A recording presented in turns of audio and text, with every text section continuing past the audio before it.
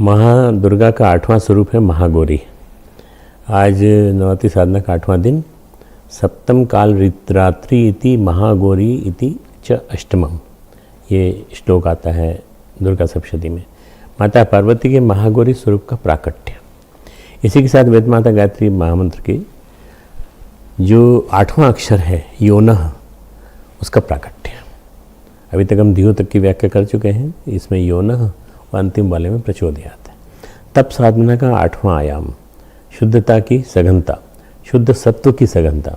अब ये शुद्धता चरम सीमा पर पहुंच रही है। जहाँ से अपनी चालू हुई थी माता शैलपुत्री से, तो वहाँ से सतत निरंतर तल तक शुद्ध होती चली जा रही है माता। और माता नहीं, प्रकृति मान लीजिए कि प्रकृति। माता पार्वती जब अपने प्रथम रूप में शैलपुत्री थी और अपने तप की उग्रता और परिष्कार के कारण उन्होंने अपना 8वां स्वरूप धारण किया महागौरी का। 7 आयाम हम पार कर चुके हैं। काल रात्रि के स्वरूप का जब प्राकट्य हुआ तो अशुद्धियों का संपूर्ण क्षय हो गया। काल रात्रि कल जो बताया था आपको कि पूरी काली हो जाती हैं, उसका कारण क्या है महाकाली का, कि काली का स्वरूप लेने के बाद वो सारा के सारा जितना भी है रजस तमस सब अपने अंदर स्वीकार कर लेती हैं और उसके बाद उसको गला देती हैं, पूरा समाप्त कर देती हैं। तो काल रात्रि भी हो, तमस भी रहे, संभव नहीं है। तो अशुद्धियों के प्रत्येक कण का विनाश, अशुद्धियों के अणु परमाणुओं का विनाश, अशुद्धियाँ का अणु परमाणु निकल जाना चाहिए। शुद्धता इतनी सत्व सघनता में से ओतप्रोत कि आज वो महागौरी के रूप में प्रकट हुई है। महागौरी मतलब महाकाली से निकल करके महागौरी के रूप में आई। महागौरी में तप साधना शिखर पर थी, लेकिन अभी बात यह है कि गौरी शिवप्रिय कब बनेगी, परमात्मा शिव से शक्ति का संपूर्ण मिलन कब होगा। अभी परमात्मा से भगवान शिव से मिलन नहीं हुआ है गौरी का। तप साधना का परिणाम कब आएगा, परिणाम के पहले परीक्षाएं अभी शेष हैं। शिव ने सप्तर्षियों से कहा कि पार्वती पह जाई तुम प्रेम परीक्षा ले। हे ऋषिगण, आप जगन्माता पार्वती के अंतर्गत जो मातृत्व है उसे जानिए। वो वास्तव में मेरे साथ जुड़ना चाहती हैं, तो उनकी प्रेम परीक्षा लो, उनके प्रेम की, उनका प्रेम मेरे प्रति कितना है। तपश्चर्याएँ बहुत होती हैं, साधनाएँ बहुत होती हैं। ये जो मैंने दोहा बताया है, दोहा 77वां दोहा 77 बालकांड का। विभूतियों का आविर्भाव होता है, सिद्धियों का आविर्भाव होता है, शक्तियों का आविर्भाव होता है, लेकिन यहाँ तप इन क्षुद्र छोटे उद्देश्यों के लिए नहीं था। यहाँ जो तप किया गया वो किसी विशेष उद्देश्य के लिए किया गया। तप कोई व्यक्ति नहीं कर रहा था। तप जो है सिद्ध असुर या मनुष्य नाग किन्नर यक्ष नहीं कर रहा था, यह स्वयं माता प्रकृति तपश्चर्या करी थी। प्रकृति परिशोधन के लिए तपश्चर्या कर रही है। और प्रकृति जब तपस्या करती है तो उसका एकमात्र उद्देश्य होता है कि उसकी समस्त संतानें, चाहे वो जीव हों, चाहे वो मनुष्य हों, चाहे नर नारी हों, चाहे वो वृक्ष वनस्पति हों, सब सुख से रहें। हम देखते हैं हमारे घरों में हमारी माताएं बहुत सारे व्रत उपवास करती हैं। उन व्रत उपवास का केवल एक ही मतलब होता है कि उनका परिवार सुखी हो। मेरी माँ भी करती थी, आप सबकी माताओं ने भी किया होगा। कभी हल षष्ठी का व्रत करती हैं, कभी जीवित पुत्रिका का व्रत करती हैं, कभी करवा चौथ करती हैं, तो कभी हरताल का करती हैं, कभी प्रदोष करती हैं। तो जो महिला हरताल का करती हैं, जो करवा चौथ करती हैं, वो अपने पति के लिए करती हैं। जो प्रदोष करती हैं वो जीवित पुत्रिका करती हैं, हल षष्ठी करती हैं, संतान सप्तमी करती हैं। तो ये व्रत जब करती हैं तो अपने बच्चों के लिए करती हैं, अपने संतान के लिए करती हैं। वो माता गृहिणी अपने लिए कुछ नहीं करती। देखिए माँ होती है, और माँ जो होती है वो दूसरों के लिए करती है, अपने पति के लिए, अपने संतानों के लिए, पूरे समाज के लिए जो भी कुछ हो सकता है अच्छा वो करने के लिए करती है। तो माँ इसीलिए माँ कही गई है, माँ श्रेष्ठतम कही गई है। उनकी संतुष्टि का आधार रहता है उनका परिवार सुखी, उनके बच्चे सुखी, संतानें सुखी और मातृत्व तृप्त हो। यहाँ जो तपश्चर्या कर रही हैं वो माता पार्वती कर रही हैं। वो हम सबकी माता है, जगन माता है। जगन माता है, भगवान शिव की अर्धांगिनी है। इसके साथ साथ वो शिव के साथ शक्ति का समन्वय हुआ है, संगम हुआ है, इसलिए मूल प्रकृति तपस्या कर रही है देवी महागौरी। भगवान शिव ने संपूर्ण रूप से आत्मसात करने से पहले कहते हैं एक बार देखो शैलपुत्री में जगन्माता बनने की योग्यता है कि नहीं। हे ऋषिगण, आप जाके देखिए, वो तपश्चर्या के शिखर पर पहुंच चुकी हैं भगवान शिव जानते थे, दिव्य दृष्टि से जानते थे, पर वो ये इनके माध्यम से बताना चाहते हैं शिव तुलसीदास जी, जगन माता बनने की योग्यता है कि नहीं, उस ऊर्जा का उपयोग करने के लिए वो क्या तैयार है, जो ऊर्जा शिखर पर पहुँचेगी, जो प्रेम, वो संवेदना, वो करुणा, वो उनमें है कि नहीं। कालरात्रि के रूप में माता पार्वती जो उग्रता के चरम सीमा पर पहुंच चुकी हैं, क्या वो माता अन्नपूर्णा बन सकती हैं? ये महागौरी होती हैं या अन्नपूर्णा होती हैं? महागौरी का जो रूप है ये अन्नपूर्णा का रूप है, पूर्णतः भिन्न है, जो अपने बच्चों को खिलाए बिना खाती नहीं, जिससे अपने बच्चों के स्वास्थ्य की चिंता होती है, अपने संतानों के सुख की चिंता होती है। वो गिरजा, वो शैलपुत्री जो शुरू से चली थी, वो सुखपूर्वक गौरी रूप रखती हैं। इसलिए गणेश जी का एक नाम गौरी नंदन भी है। हम जब गणेश जी का नाम लेते हैं तो उनका नाम गौरी नंदन लेते हैं। वो अपने संतान के लिए अपनी ऊर्जा निछावर करती हैं। अन्नपूर्णा के रूप में माता ऐसी हैं, समस्त त्रिभुवन का पोषण करती हैं, सारे सृष्टि का, त्रिभुवन का। एक कथा है बड़ी प्यारी सी, भगवान शिव का धाम है काशी। काशी बड़ा पवित्र धाम है और कहा जाता है भगवान शिव की नगरी है वो। वाराणसी गंगा के तट पे बसी हुई काशी, दो नदियों के दो संगम पे, वरुणा और असी, इन दोनों के संगम पे बसी हुई है वो। और सबसे बड़ी बात यह कि वाराणसी वो है जहाँ पर माता अन्नपूर्णा और बाबा विश्वनाथ विराजते हैं। अभी 2 महीने पहले, 3 महीने पहले मैं दिसंबर में जब गया तो मैंने बाबा विश्वनाथ का दर्शन किया, बाबा विश्वनाथ का अभिषेक किया मैंने। और बाबा विश्वनाथ का अभिषेक करके आपको कल्पना नहीं होगी कि मेरे पाँव में कितनी बड़ी तकलीफ़ है कि मेरा दाहिना पाँव का ऑपरेशन हुआ था, तो मैं अपने पाँव को मोड़ भी नहीं सकता। पर मैंने बाबा विश्वनाथ का नाम ले करके और अंदर से जय जयकार करते हुए मैं, उन्होंने कहा आप बैठ जाइए, बैठेंगे तो आप स्पर्श कर पाएंगे। मैं बैठ गया उनके पास और बैठ करके मैंने अपना हाथ उनके ऊपर रख दिया और मैं जितनी देर तक बैठा रहा मुझे कोई तकलीफ़ नहीं हुई, किसी तरह का दर्द नहीं हुआ। और जब उठा तो अपने आप उठ गया। ये बड़ा चमत्कारी वर्णन है, बस केवल इसलिए कि मैं भगवान शिव की बात बता रहा हूँ। माँ अन्नपूर्णा का नगर है और विश्वनाथ का नगर है। माँ अन्नपूर्णा यहाँ विशालाक्षी के रूप में भी हैं। जब भगवान शिव उस ज्ञानव्यापी क्षेत्र में, ज्ञानव्यापी वहाँ का एक क्षेत्र है, ज्ञानव्यापी कहलाता है वो, और वैसे है ज्ञानव्यापी, उस क्षेत्र में भिक्षा मांगने आते हैं। लेकिन किसके द्वार पर? अन्नपूर्णा के द्वार पर भिक्षा लेने आते हैं। माँ पार्वती से भिक्षा लेने आते हैं। अन्नपूर्णा उन्हें जो देती हैं किसी न किसी रूप में, उसी से उसी दिन का आहार पाते हैं। डेली, प्रतिदिन किसी न किसी रूप में, उस रूप में नहीं आते जिस रूप में शिव जी को आप जानते हैं, दूसरे रूप में आते हैं। ये तो आप पहचान लेंगे, उनको पकड़ लेंगे और कहेंगे आप छोड़ के मत जाओ हमको। अन्नपूर्णा उन्हें देती हैं, उसी से उस दिन का आहार पाते हैं। स्वयं विश्व के स्वामी भिक्षाटन करते हैं अन्नपूर्णा के सामने, अपना कमंडल रखते हैं।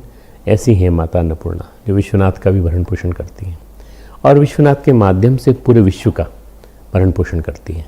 वो गौरी माँ है जो सिर से पाँव तक केवल माँ है, केवल माँ। जब भगवान शिव ने सप्तऋषियों से कहा पार्वती पह जाई तुम प्रेम परीक्षा लेओ, तब जाकर उनके प्रेम की, उनकी संवेदना की, उनकी जगन माता की होने की संभावना को परखो। अब ये देखो ये जगन माता बन पाएंगे कि नहीं, इनके अंदर इतनी पात्रता आई कि नहीं, अपने लिए कुछ चाहिए या अपने पति के लिए चाहिए या वास्तव में वो भगवान के लिए चाहती हैं सब कुछ। ये जो भी कुछ देना चाहती हैं उस व्यक्ति विशेष को या समस्त समष्टि को देती हैं, तो किस लिए देती हैं? उदारता के भाव से, प्रेम के भाव से।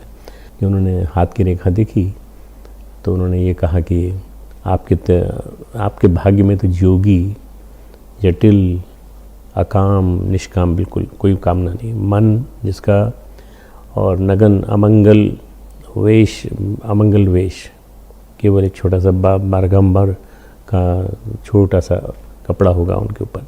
ऐसे स्वामी आपको मिलेगा, ऐसे आपके हाथों की रेखा बताती है। तो उन्होंने स्वीकार कर लिया। माता गौरी शैलपूर्णी अन्नपूर्णा के रूप में आई या नहीं, कालरात्रि के रूप में तो आई, अशुद्धियों का क्षय हुआ उनमें। और कालरात्रि जो संहारक शक्ति है, उन्होंने न केवल अशुद्धियों का बल्कि केवल विकृतियों का संहार किया। क्योंकि गौरी गणेश की भी माँ है, स्कंद की भी माँ है। गणेश की माँ, स्कंद की माँ। स्कंद की माँ होने का मतलब क्या है? पराक्रम की माँ। पराक्रम उनके अंदर कूट कूट के भरा हुआ है, तभी तो उन्होंने अपने बेटे में दिया है, जिनको हम स्कंद कहते हैं या जिनको हम कार्तिकेय कहते हैं। और गणेश की माँ होने का अर्थ है शुभता की माँ। माता अपने महागौरी रूप में अति शुभ, अति सौम्य है। एक बार भगवान शिव काशी में प्रतिदिन एक बार 24 घंटे में भिक्षा लेने आते हैं अन्नपूर्णा से। ये कथा पुराण में है। इसकी सत्यता क्या है मैं बताता हूँ, एक घटना बताता हूँ। एक बड़े सिद्ध संत हुए हैं नीम करोरी बाबा। नीम करोरी बाबा कैची धाम है अल्मोड़ा के रास्ते में, तो वहाँ उनका आश्रम बना हुआ है। बड़ा विलक्षण आश्रम है, छोटा सा है, ज़्यादा बड़ा नहीं, नीम नदी के किनारे, कोसी नदी के किनारे, और वहाँ हर साल मेला लगता है। मैं जब जाता हूँ तो वहाँ दर्शन करके जाता हूँ और वहाँ प्रसाद लेके जाता हूँ। नीम करोरी बाबा, उनके एक शिष्य केहर सिंह ने उनसे पूछा, बाबा हमने सुना है काशी नगरी में भोलेनाथ रोज़ आते हैं, थोड़ी देर के लिए सही, साकार रूप में आते। बोले हाँ हमने भी सुना है, क्या ये सत्य है? बोले हाँ ये सत्य है। क्या आप हमें दर्शन करा सकते हैं? वो दर्शन तो हो जाएंगे लेकिन तुम पहचान नहीं पाओगे उनको। मैं तो पहचान लूँगा क्योंकि मैंने साधना की उसके लिए, पर तुम नहीं पहचान पाओगे। दर्शन तो हो जाएंगे। तो उन्होंने कहा, नीम करोरी बाबा संयोग से उस समय काशी में थे अपने शिष्य समुदाय के साथ। नीम करोरी बाबा टहल रहे थे। वो देखो आज तुम क्या करना, कोई सवाल जवाब नहीं करना। अगर हम किसी को प्रणाम करें तो तुम भी झुक कर प्रणाम कर लेना, बस साक्षात शिव को तुम प्रणाम करोगे मान लेना। दोपहर का समय था, नीम करोरी बाबा जा रहे थे। देखा है बहुत दीर्घ लंबे आकार का, कम से कम 7 और 8 फीट के बीच लंबाई, हष्ट पुष्ट अवधूत वहाँ से गुजर रहा था।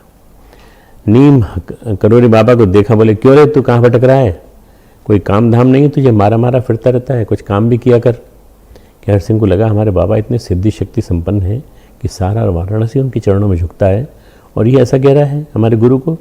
प्राय सभी को अपने गुरु भगवान जैसे लगते हैं, कोई ऐसा कहे हमारे गुरु को तो हमको बुरा लगता है, और लगने भी चाहिए, गुरु में भगवत्ता होती है। केहर सिंह को थोड़ा गुस्सा आया, थोड़ा रोष आया, लेकिन आश्चर्य की बात कि नीम करोरी बाबा उनके पैरों में पड़ गए। वो जो 8 फीट के लंबे जो अवधूत थे उनके, और उन्होंने देखा कि हमारे गुरु महाराज प्रणाम कर रहे हैं, तो किसी भी तरह से मन को काबू में रखकर उसने भी प्रणाम कर लिया। केहर सिंह ने प्रणाम कर, थोड़ी देर बाद जो अवधूत घूम रहे थे श्वेत गौरवर्ण के, वो अंतर्ध्यान हो गए, पता ही नहीं चला कहाँ चले गए। इधर उधर जाके देखा, ढूंढा कि कहाँ गायब हो गए। सांझ का समय था। केहर सिंह ने नीम करोरी बाबा से कहा कि हम लोग शिव के दर्शन होंगे, पर शिव के दर्शन तो नहीं हुए। कोई लंबा सा कोई आया था आदमी, और वो आपको न जाने क्या क्या सुना रहा था। आप कब उनका दर्शन कराएंगे? करो। बोले आज कराए, तो आज जो जिनसे दर्शन कराया था, जिनको हम झुक करके प्रणाम किए, वही तो भगवान शिव हैं। तूने प्रणाम नहीं किया? किया हमने साष्टांग प्रणाम किया। हम वो माँ अन्नपूर्णा से भिक्षा लेने जा रहे थे। वो गोरी, वो माता जिनके लिए देव्यापराध क्षमापन स्तोत्र में लिखा है, हे माता आपके कारण ही भगवान शिव विश्वनाथ कहलाते हैं। दुर्गा सप्तशती में इस श्लोक आया है, आपके कारण ही भगवान शिव विश्वनाथ कहलाते हैं। माँ के कारण विश्वनाथ कहलाते हैं, बाबा विश्वनाथ। वो महागौरी हैं। मैं आपको ज़रा सुनाता हूँ, उसको प्रसंग को सुनाता हूँ जिसमें ये आया है। ये है दुर्गा देव्यापराध क्षमापन स्तोत्र। इसमें स्तुति करते हैं राजन कि जब हे महागौरी भवानी त्वत् प्राणी ग्रहण परिपाटि फलम इदम। उन महागौरी के सामने जब सप्तर्षि पहुँचे, तुलसीदास जी महाराज उनके स्वरूप का वर्णन करते कहते हैं, ऋषि ने गौरी देखी तह केसी मूर्ति मंत्र तपस्या जैसी। ये जो इस प्रसंग में जो वर्णन आया है कि जो भगवान जो है उनके रूप में, माँ के रूप में आते हैं। ऋषियों ने वहाँ जाकर माता पार्वती को ऐसे देखा जैसे तपश्चर्या ने साकार रूप ग्रहण कर लिया हो। ऋषियों को भेजा गया भगवान शिव के द्वारा, और जब भेजा गया तो उन्होंने जाकर जब देखा तो बोले, मुनि सुनो सेल कुमारी। मुनि लोग बोले, सप्तर्षि करहु कवन कारण तपु भारी। ऐसा तप क्यों कर रही हो तुम, कठोर तप? ये पर्वत कन्या, ऐसा कौन सा कारण है? आपके पिता हिमवान तो नरेश हैं और राजा हैं, संपूर्ण हिमालय क्षेत्र उनके अधीन है, भवन में आपके संपूर्ण सुख सुविधाएं हैं, आप वहीं आराम कीजिए, आपको बहुत अच्छा वर मिल जाएगा। तपस्या क्यों कर रही हो, क्यों कठिन तपस्या कर रही हो? यही अवराध हो का तुम चाहो, क्या चाहती हो तुम? हम सन सत्य मरमु किन कहो, हमको सत्य कहो ना, तुम बताओ, हम तुम्हारी मदद करेंगे। माता पार्वती कहती हैं, कहत वचन मनु अति सकुचाई। मैं बोलने में मुझे बड़ा संकोच आ रहा है। हंसी हो सुनी हमारी जड़त आई। आप हे मुनीश्वर, आप हंस सकते हैं क्योंकि हो सकता है मेरी जड़ता पर मेरे काम करने की शैली पर आपको हंसी आ जाए। मनुहट परान सुनहु सिखावा, चहत बारी पर भी बात उठा। ये सारा प्रसंग चल रहा है बालकांड में। हमारे मन में ऐसे संकल्प जगह हैं कि आप कहोगे ये तो असंभव को संभव करने जा रही हैं पर्वत कन्या। हमारे मन के संकल्प पानी पर दीवार उठाने के समान है। नारद कहा सत्य सोई जाना, हमने नारद की कही हुई बात को सत्य माना। बिनु पंखन हम चाहें उड़ाना, बिना पंखों के हम उड़ना चाहते हैं। नारद के वचन को सत्य मानती हैं, नारद की बातों को सत्य मानती हैं और हमने गंतव्य अपना लक्ष्य अपना तय कर लिया।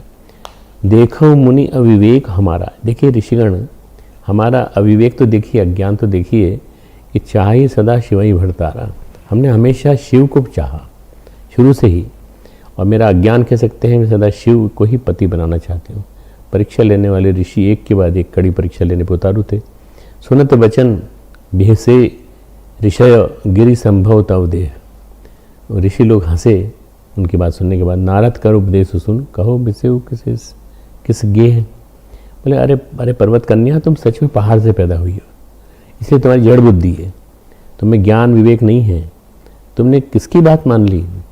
तुम्हारा जन्म पर्वत से हुआ है, इसलिए तुम भोले नारद के उपदेश से किसी का भला नारद के उपदेश से किसी का कल्याण हुआ है क्या?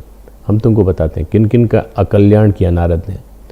नारद की बातों में तुम भरोसा मत करना। दक्ष सुतन उपदेश से नहीं जाई। दक्ष के बेटों को पुत्रों को उसने उपदेश दिया तो वो सब वैरागी बन गए। दक्ष जो तेरे पिता थे पिछले जन्म में, तीन फिर भवनुन देखा आई, चित्रकेतु कर घरों घाला, कनक सिपु कर पुण्य से डाला। चित्रकेतु के साथ भी उन्होंने ऐसे किया और हिरण्यकश्यप के साथ भी उन्होंने ऐसे किया। हिरण्यकश्यप का बेटा प्रहलाद सम्राट बनता और नारद ने क्या किया, उसने घर उजाड़ दिया। प्रहलाद के हाथ में खड़ताल पकड़ा दी तो वो खड़ताल बजाने लगा, बाप बेटे में झगड़ा करवा दिया। तो नारद तो काम ही ऐसा करते हैं, तू नारद के चक्कर मत पड़। नारद सिख जे सुनई नर नारी, अवश्य होई तजी भवन बिकारी। आप घर बसाना चाहती हो देवी, आपने ऐसा गुरु क्यों किया जो घर उजाड़ता है? कबीरा खड़ा बाजार में लिए लुकाठा हाथ, जो घर फूके आप ना चले हमारे साथ। वो तो इस तरह का आदमी है वो। आपने क्यों उसके चक्कर में पड़ गई? उसका घर उजाड़ता रहता है, सबका घर उजाड़ता रहता है। आप उससे आशा करती हो, उम्मीद करती हो कि आपका घर बसाएगा? क्या ये विवाह शादी कराएगा?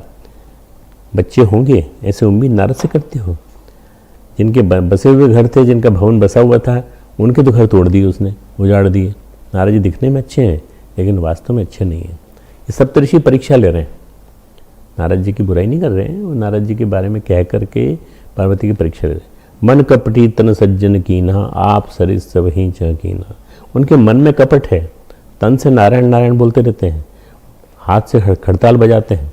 तन से तो बड़े अच्छे हैं, पर वीणा बजाते हैं, खड़ताल बजाते हैं, माला घुमाते हुए नारद बड़े अच्छे लगते हैं। और जिनका बसा हुआ घर है उनको भी बैरागी बनाते रहते हैं। जाओ जाओ वन में जाओ, जंगल में जाओ, जैसे खुद घूमते रहते हैं वैसे दूसरों को घुमाने की फिराक में रहते हैं। उनके वचनों पर तुमने विश्वास कर लिया, अजीब बात है। उनकी बातों पर तुम यकीन कर लिया। अरे पार्वती कुछ तो सोचो। तेह के बचन मानि विश्वासा, तुम चाहो पति सहज उदासा। तुम उसके वचनों पर विश्वास करके तुम चाहती हो कि तुमको वास्तव में सही पति मिल जाए। निर्गुण नीलज कुवेश कपाली, अकुल अगेह दिगंबर ब्याली। ये शिव जी की व्याख्या है। निर्गुण, नीलज, कुबेश, कपाली, आप सब समझ गए होंगे इन सबको। अकुल अगेह दिगंबर ब्याली। भला कौन लड़की से पति का चयन करेगी? कौन लड़की सोचेगी कि उसका पति ऐसा हो? नारद जी की बातों में भरोसा करके, उनकी बात मान करके तुम ऐसा पति चाहती हो? बुरे वेश वाला हो, नरमुंडों की माला पहनता हो, सांपों की माला पहनता हो, कुलहीन हो, दिगंबर हो, शरीर पर सांपों को लपेट के चलता हो, ऐसा भयानक पति कौन लड़की चाहेगी? तुमको गड़बड़ा दिया उसने, बरगला दिया है नारद ने। अरे लड़की चाहती है ऐसा पति जो दिखने में रूपवान हो, गुणवान हो, संपन्न हो, समृद्ध हो, जिसका सुरक्षा हो। ऐसा पति चाहती है जिसके पास कोई पैसा वैसा भी हो।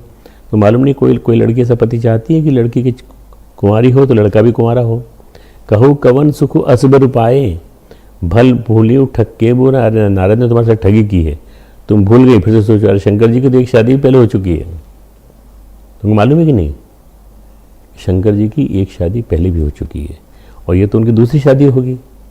पहली शादी सती के साथ हुई थी, सती ने आत्महत्या कर ली। अब तुम कल्पना करो कैसे की होगी आत्महत्या, जरूर कोई ना कोई बात होगी। अब गड़बड़ा रहे हैं वो भगवान जो हैं, सप्तऋषि जो हैं, वो डगबगा रहे हैं पूरी तरह से इन लोगों। पंच कहें शिव संत बिहा सती विवाही, पंचलोक कहते हैं। मैंने कई लोगों का ऐसा मत है कि शिव ने सती के साथ विवाह करके पुण्य उडेरी मराने ही आई ताही। लोग कहते हैं पहले इन्होंने सती शादी कर ली और फिर उसको बहला फुसला कर मायके भेज कर मरवा दिया। जिसके घर में जिसकी पत्नी जलकर मर गई हो उससे भला कोई विवाह करता है? सप्तऋषि जानते हैं कि वो भगवान शिव की निंदा कर रहे हैं, पर ये माया है, ये लीला है। लोग तो उनके बारे में भली भांति की बात करते हैं, ऐसे पति से तुम शादी करना चाहती हो, उसके बाद चलो पत्नी मर गई, कुछ चिंतित होते, कुछ सोचते, कुछ पत्नी के देव दुख में दुखी रहते, पत्नी के बारे में ही सोचते रहते। अब दूसरी शादी की बात सोच रहे हैं? वो नहीं सोच रहे हैं, तुम सोच रही हो। अब सुख सोवत सोचू नहीं, भीख मांग भव खाई। भव जो है भवम भवानी, मैंने कहा था ना कल कि भवम भवानी, भवम यानी शिव, भव जो है भीख मांग के खाते हैं। सहज एकाकी इनके भवन कबहू की नारी खटाई। अब तो उनको चिंता फिक्र भी नहीं है, इधर उधर भीख मांग लेते हैं, खा लेते हैं, चैन से सो जाते हैं। और ऐसे चैन से सोने वाले अकेले आदमी के कहीं स्त्री टिक सकती है? कभी नहीं टिकेगी, कोई स्त्री नहीं टिकेगी। उनका घर बच सकता है? तो इतने बड़े घर की लड़की, इतने बड़े परिवार में तुम्हारा जन्म हुआ, तुम भिखारी से शादी कर रही हो, ऐसा पति। अब सुख सोवत सोचत नहीं, जब सती मरी तो कुछ तो उसके अंदर तकलीफ होना चाहिए, लेकिन नहीं, सो रहे हैं मजे से आराम से। कैलाश पे बैठे हैं, समाधि में चले जाते हैं, समाधि में सो भी लेते हैं, थोड़ा सा आराम भी कर लेते हैं। इधर उधर भीख मांग लिए, खा लिया, बस। ऐसे पति के घर पे कहीं स्त्रियाँ टिकती हैं? अजहूँ मानहूँ कहा हमारा, हम तुम कहाँ बरु नीक बेचारा। हमारे तुम्हारे लिए, हम तुम्हारे लिए अच्छे वर की बात लाए हैं, कुंडली भी तुम्हारी मिलाएंगे दोनों की। क्या अति सुंदर सुचि सुखद सुशीला, गावहीं वेद जासु जस लीला। ऐसा सुंदर बिल्कुल हम तुम्हारे लिए वर लाएंगे, बहुत ही पवित्र, सुंदर, बढ़िया, सुशील, वेद भी जिसका गुणगान करते हैं। कौन? विष्णु। हम तुम्हारे लिए विष्णु का वो लाए हैं। दूषण रहित सकल गुण राशि, श्रीपतिपुर बैकुंठ निवासी। ये तुम शादी करना चाहते हो, मानो तुम्हारा मन है शादी करने का, तो उससे करो ना। उससे शादी करना जिसकी पहले शादी हो चुकी है, वो हमारी बात मानते भी हैं और तुम उनको स्वीकार भी कर लेंगे। हम तुम्हें लक्ष्मीपति से शादी करा देते हैं। लक्ष्मी के स्वामी, बैकुंठपुरी के रहने वाले, ऐसे वर को लाके तुमसे मिला देंगे। इतने तरीके से सप्तऋषियों ने पार्वती का मन भगवान शिव से हटाने की कोशिश की। इतनी देर तक उन्होंने समझाया, इतनी देर तक उन्हें बताया। गौरी चुपचाप शांत भाव से, कहीं गुस्सा नहीं आया, क्योंकि वो अब काल रात्रि से हटकर ऊपर आ गई हैं। वो सुनती रही, फिर यह सब सुनकर पार्वती हंस को, देखिए आप तो बड़े अच्छे हैं, बड़े ज्ञानी हैं, ऋषि हैं, बड़ा अच्छा वर हमारे लिए लाए, लेकिन एक चीज़ का आप ध्यान रखिए, नारद वचन न मैं परिहरहूँ। मैं नारद के वचन से अलग नहीं जाऊंगी, उनकी कही हुई बात मेरे लिए गुरु के समान है। बसऊ भवन उजड़ऊ न डरूं, मेरा भवन बसे कि उजड़े, मुझे कोई फर्क नहीं पड़ता।